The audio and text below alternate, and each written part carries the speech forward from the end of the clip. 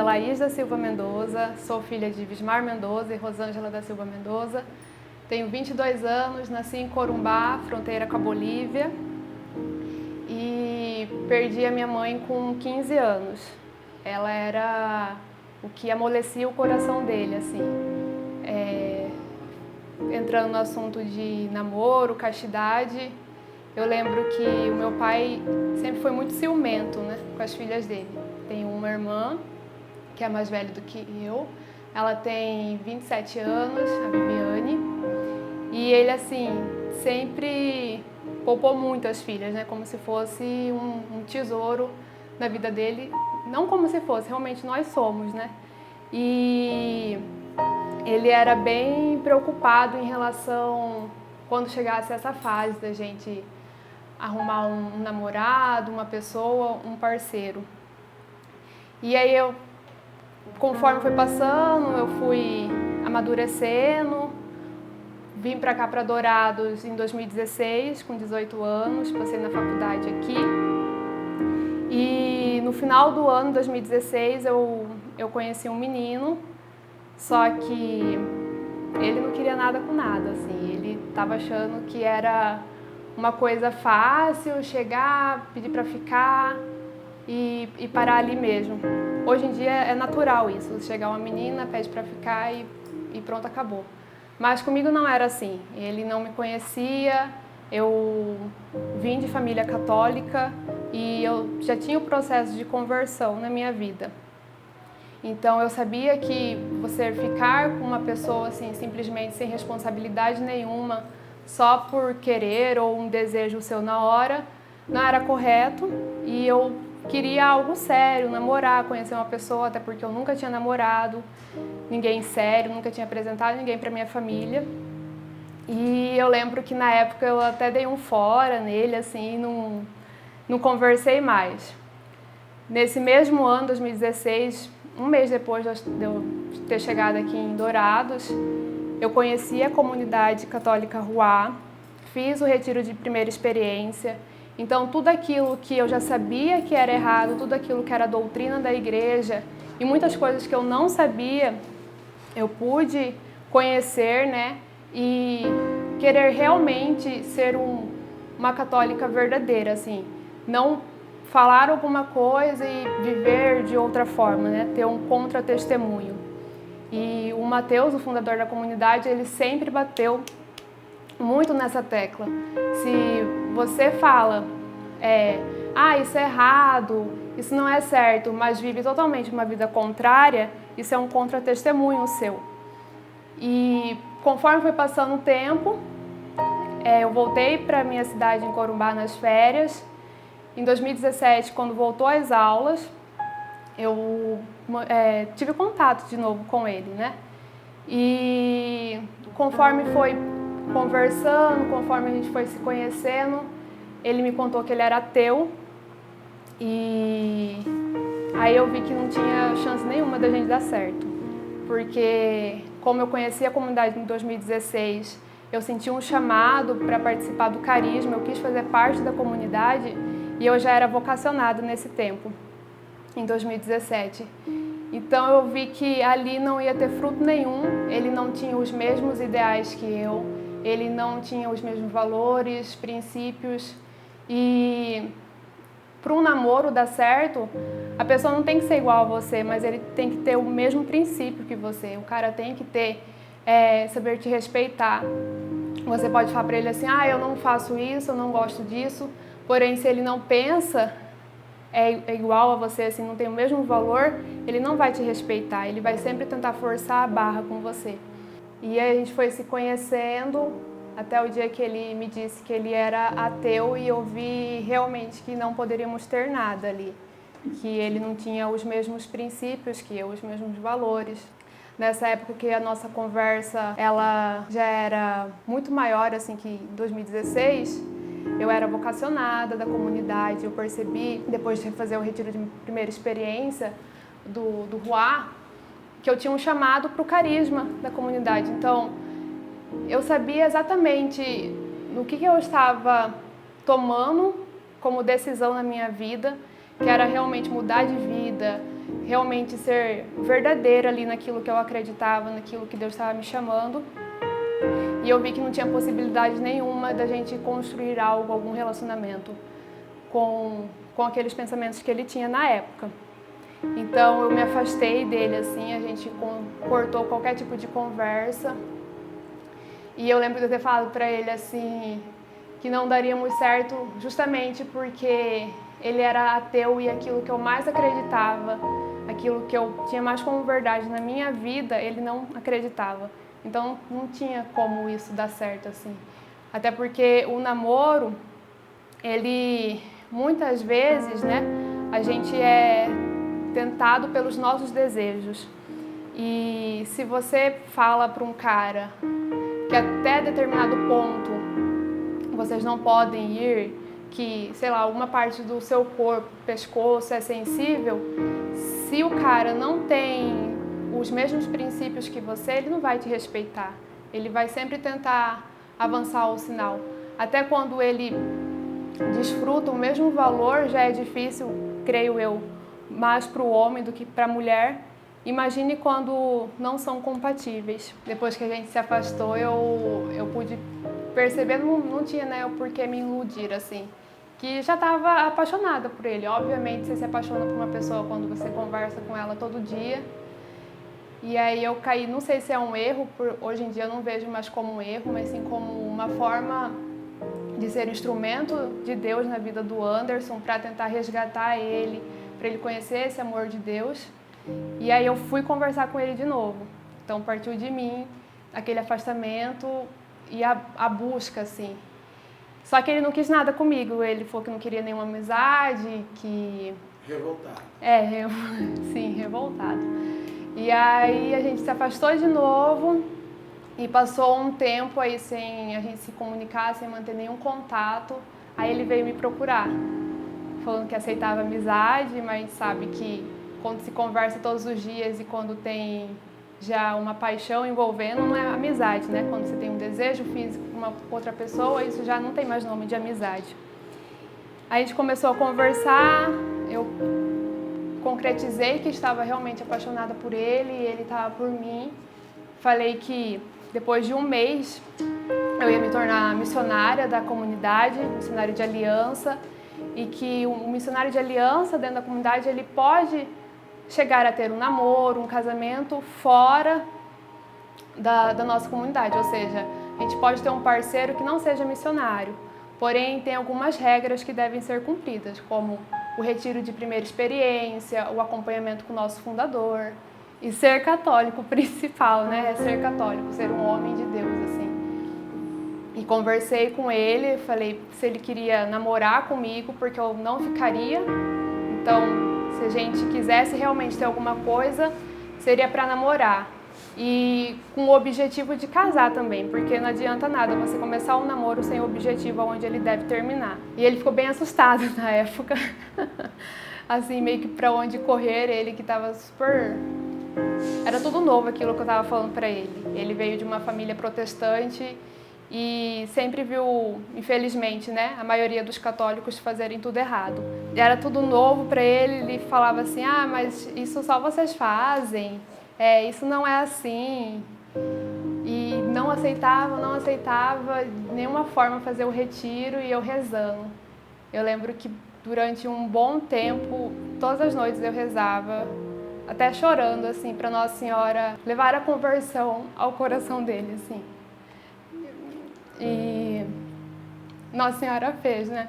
Ela sempre intercede por uma filha, por uma alma que está desesperada, e eu falava assim, Nossa Senhora, eu posso não chegar a namorar esse garoto, não preciso ter nenhum contato físico com ele, mas que eu possa ser um instrumento realmente de Deus, que ele conheça o nosso Senhor, que ele seja salvo e que a Senhora possa usar de mim, que o Espírito Santo possa me orientar, me fazer realmente o canal da ação dele na vida desse menino.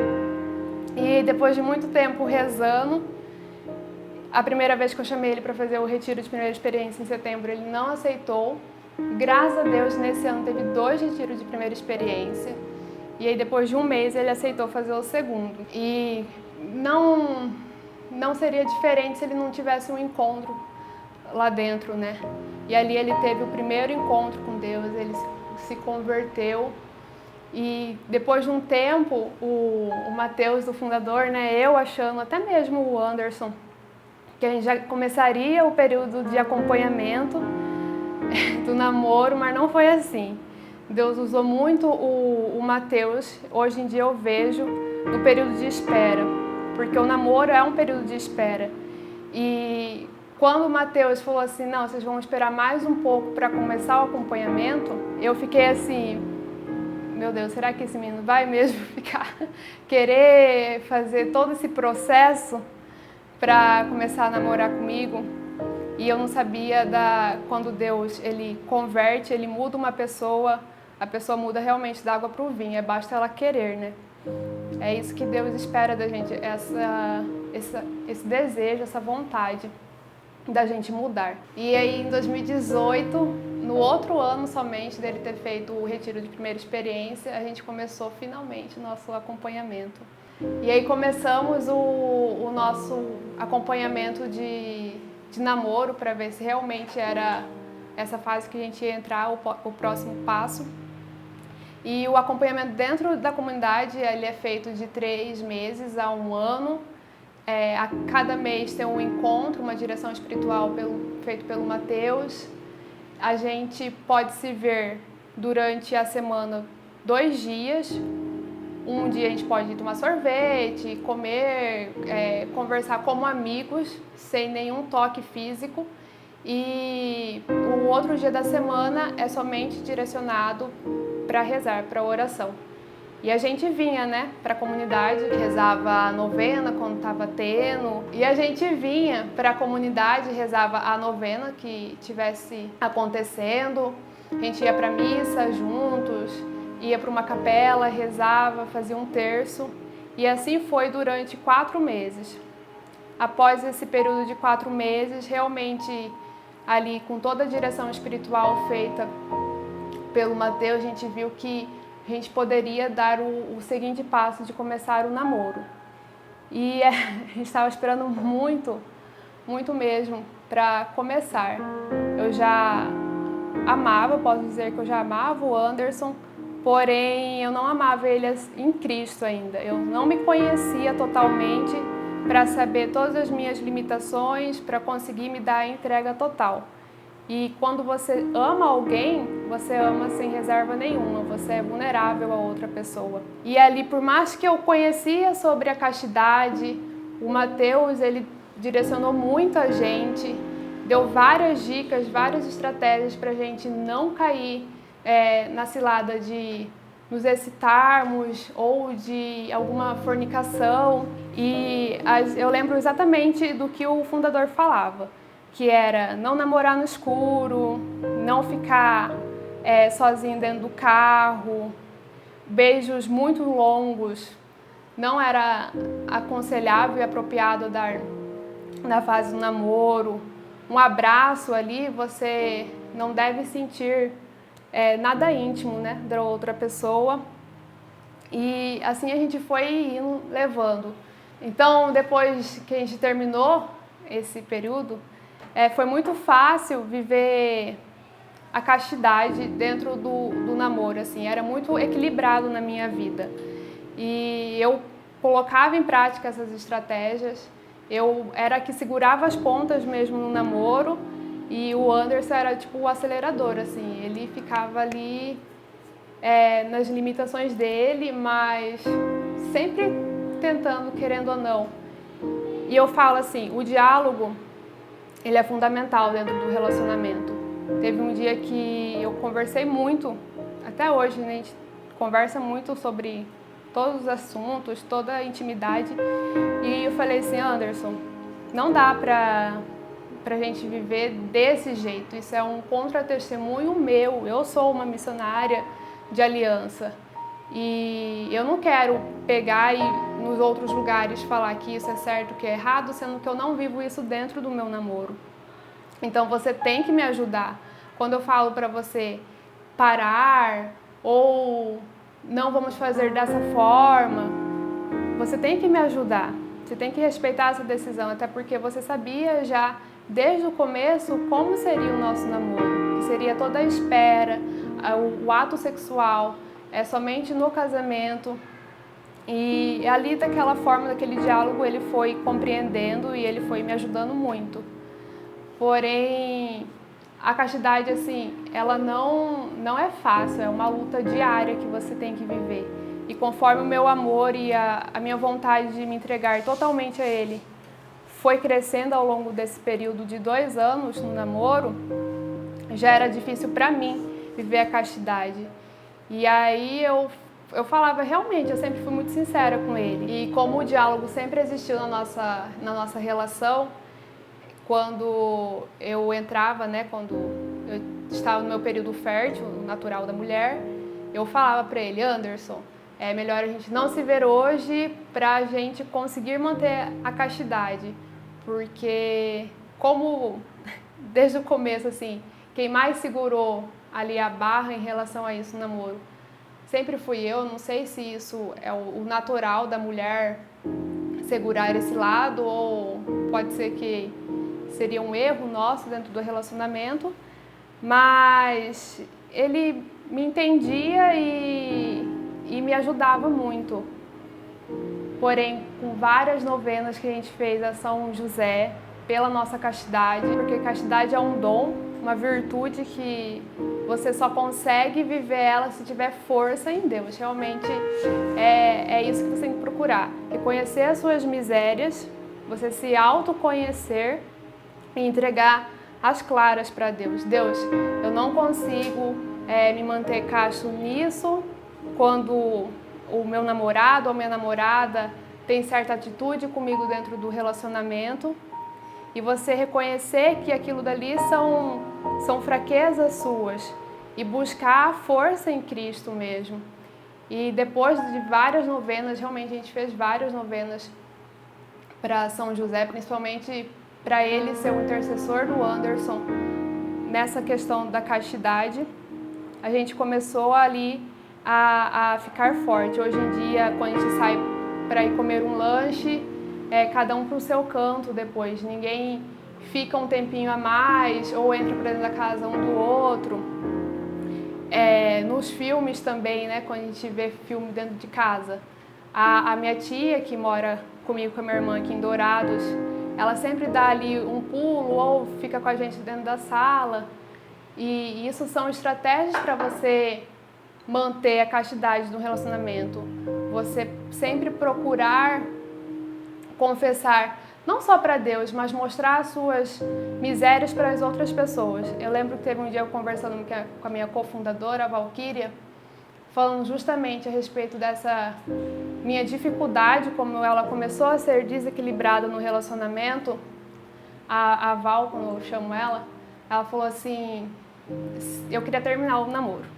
Queria terminar o namoro porque eu achava que era o namoro que estava atrapalhando assim, essa questão da castidade na minha vida.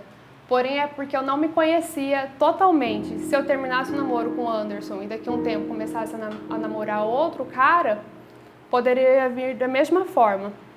E aí a Val falou: você tem que saber controlar o seu desejo, você tem que ter a vontade, você tem que vigiar os seus passos dentro do seu relacionamento, dentro quando estiver sozinha, os pensamentos.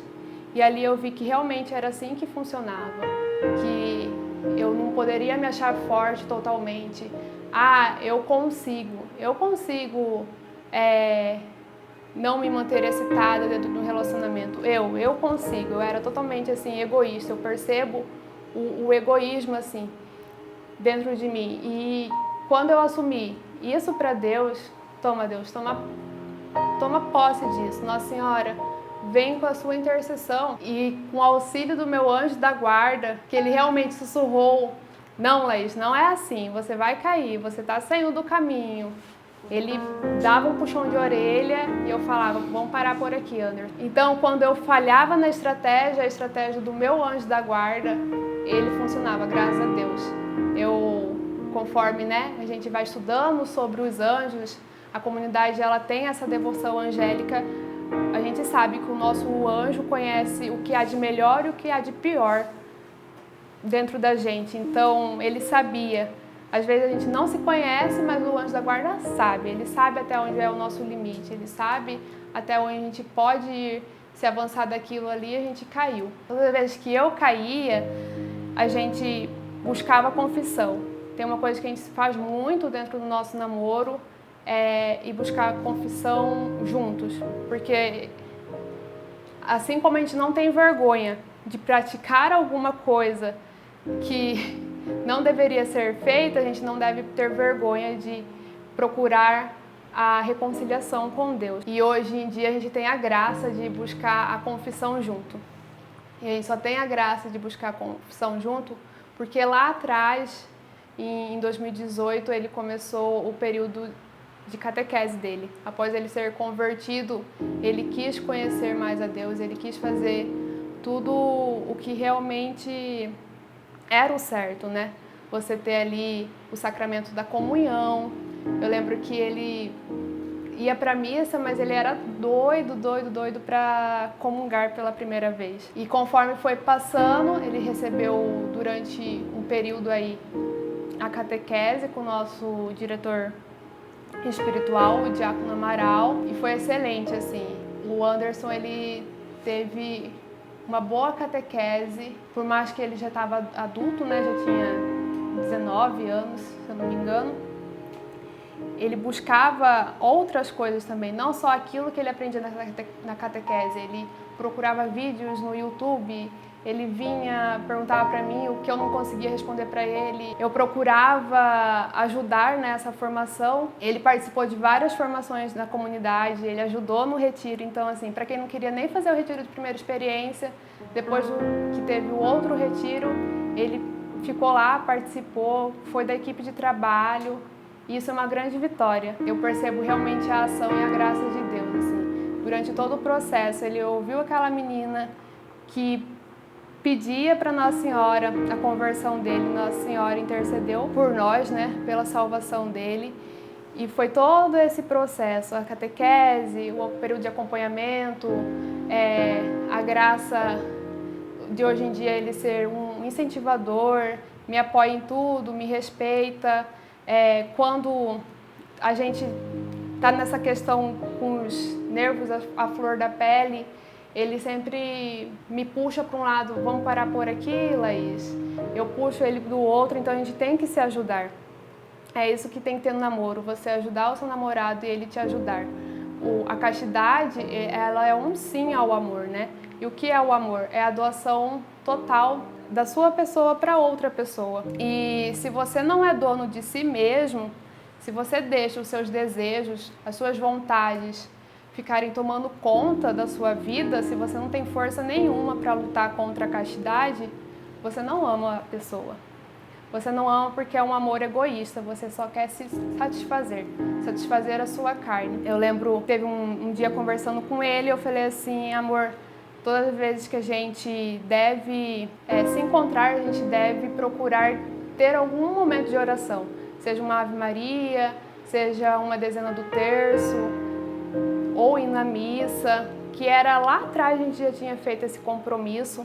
Lá no período de acompanhamento que a gente ia continuar fazendo toda semana ali, buscando oração junto, e a gente deixou ao longo do caminho de fazer isso. Então agora nunca é tarde para recomeçar. A gente voltou a fazer esse período de namoro, toda vez que a gente se encontra a gente reza um terço ou ao menos uma Ave Maria. E o diálogo ele sempre tem que ser vigiado também. Você não deve ficar falando assuntos que podem levar à excitação ou inapropriados para o namoro, que isso não vai te ajudar a nada, na verdade vai te atrapalhar a viver a castidade. Muitas pessoas, elas têm dúvida, né? Será que a Laís e o Anderson, eles têm o ato sexual no namoro deles? Não, gente. Eu sou virgem e o Anderson também é até um mimo de Deus, né? Porque eu sempre pedi um cara virgem na minha vida, assim, para ser o meu marido. E Ele me concedeu essa graça, assim, né? E a gente se mantém. Por mais que a gente caia, a gente não chega a cometer o ato sexual em si. E você que chega a ter, ou você que está vivendo a sexualidade, né? O ato conjugal ali no seu período de namoro, nessa fase de namoro, não é tarde para você parar, se reconciliar com Deus, conversar com o seu namorado, conversar com a sua parceira e falar, a partir de hoje, até a gente casar e contrair o sacramento do matrimônio, a gente vai se manter fiel àquilo que Deus quer da gente, que é a castidade. E eu amo você demais e só vou te desfrutar, né? Conhecer no matrimônio. O namoro é esse zelo, esse guardado pelo outro também. Então, sim, a castidade ela é possível. Por mais que você está aí no pecado, faça como a gente confessa e tem ali a certeza que os pecados eles foram perdoados. Se você se arrependeu realmente daquilo que você fez de errado, eles foram perdoados ali no sacramento da confissão. Então, viva a castidade, ela é maravilhosa, ela é um amor que você pode ter pelo outro da maneira mais pura e verdadeira. O que muitos dos jovens que estão fora da igreja acham que a castidade é tudo não, não, não, não, né? E não o sim, sim. O sim, você ama mais a outra pessoa e você ama tanto a outra pessoa que você quer guardá-la, você quer respeitá-la até contrair o sacramento do matrimônio. Então, a castidade, ela vale muito a pena. Ela pode ser uma luta diária que você tem dentro do seu relacionamento, mas sim, se fosse me perguntar, Laís, você terminaria o namoro para conseguir não ter essas tentações sexuais? Eu falava assim, não, gente, eu continuaria com o namoro porque eu sei realmente da importância que é viver a castidade agora para a gente conseguir colher os frutos no matrimônio. E sim, a castidade ela vale a pena, ela vale muito a pena.